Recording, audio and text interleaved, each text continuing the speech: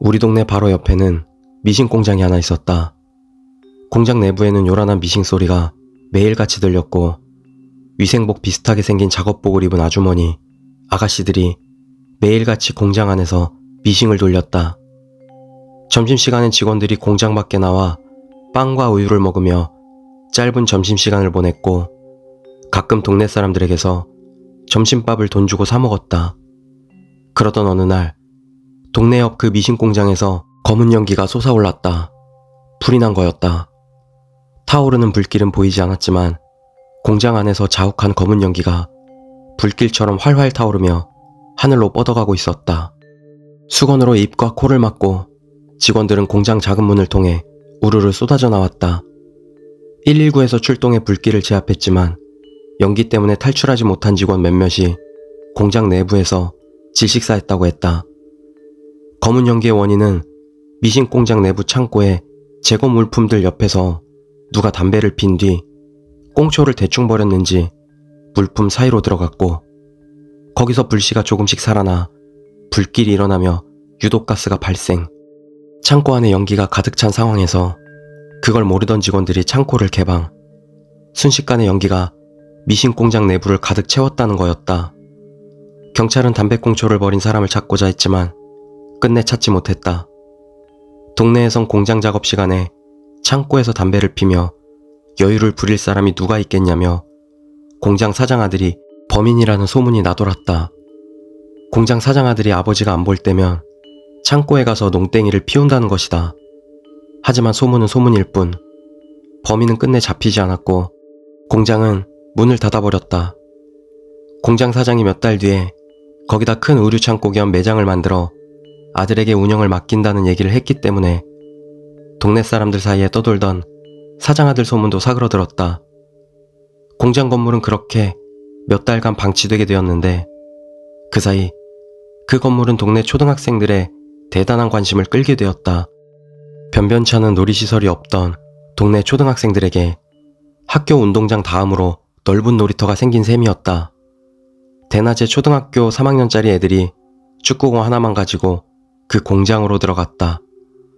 검게 그을린 미싱 공장 건물 입구와 미싱 공장 철조망 울타리를 각각 골대 삼아 두 팀으로 나뉘어 축구를 시작했다. 벌떼 축구가 되어 우르르 몰려다니던 아이들. 마침내 철조망 쪽을 골대로 한 아이 하나가 슛을 했다. 골키퍼를 맡은 애는 일명 깍두기. 운동신경이 있을 리가 없다. 공은 결국 키퍼를 지나쳐 골인. 미싱 공장 건물 내부로 들어가 버렸다. 골키퍼를 향한 같은 편의 비난이 날아왔고 공은 결국 골키퍼를 맡았던 아이가 가지고 나오게 되었다.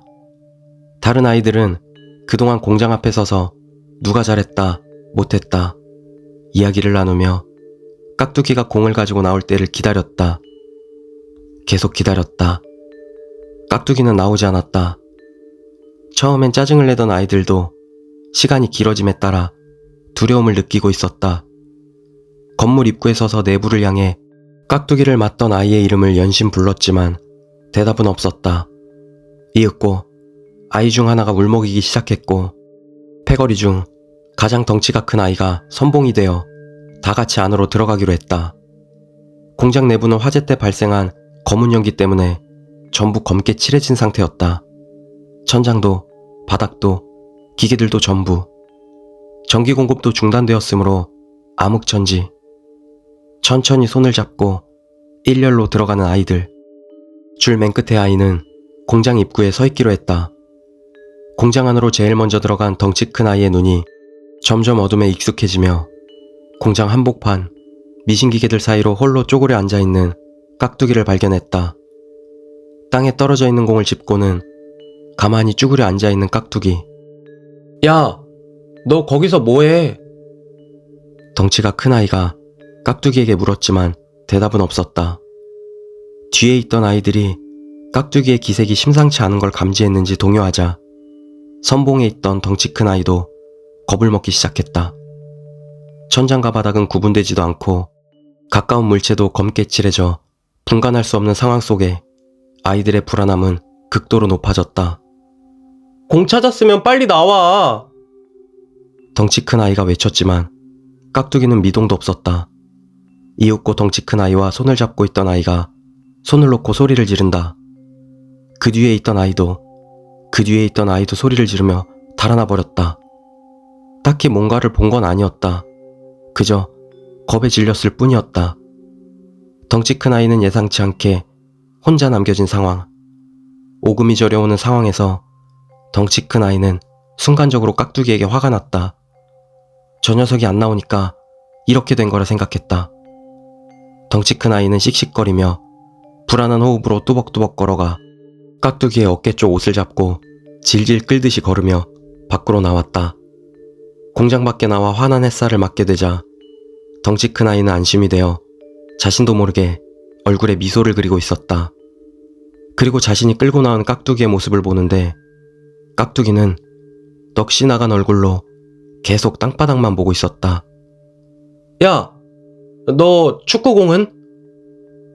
밖에서 기다리던 아이들 가운데 하나가 깍두기의 빈손을 보며 물었다.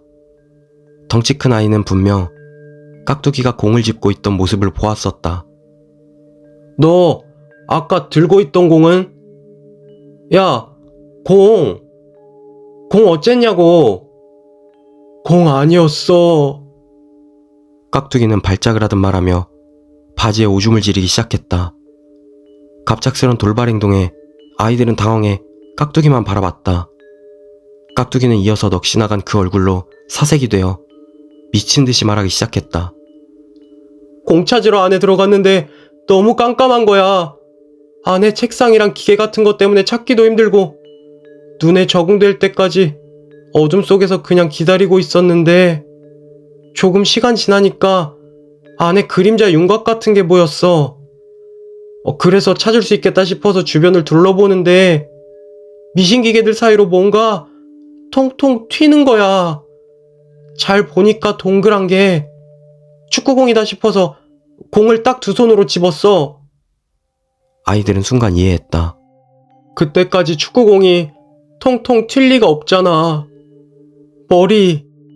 깍두기가 검게 그을린 두 손에 긴 생머리카락을 들어 보이며 말했다. 몇몇 아이들이 공장 밖으로 비명을 지르며 도망갔다. 덩치 큰 아이가 고개를 돌려 공장 입구를 바라보았다. 공장 입구에서 검은 연기가 스멀스멀 퍼져나오는 게 보였다. 검은 연기가 아니었다. 검게 그을린 사람의 머리가 밖을 쳐다보며 자신의 머리카락과 손을 하늘하늘 흔들며 밖으로 뻗고 있었다. 덩치 큰 아이마저 이윽고 깍두기를 버리고 집으로 도망갔다. 그리고는 부모님에게 이 사실을 알렸고 저녁 무렵이 되어서야 부모님이 공장 앞에 간 다음 바닥에 쓰러져 있는 깍두기를 발견해 그 아이 부모님의 집으로 데려갔다.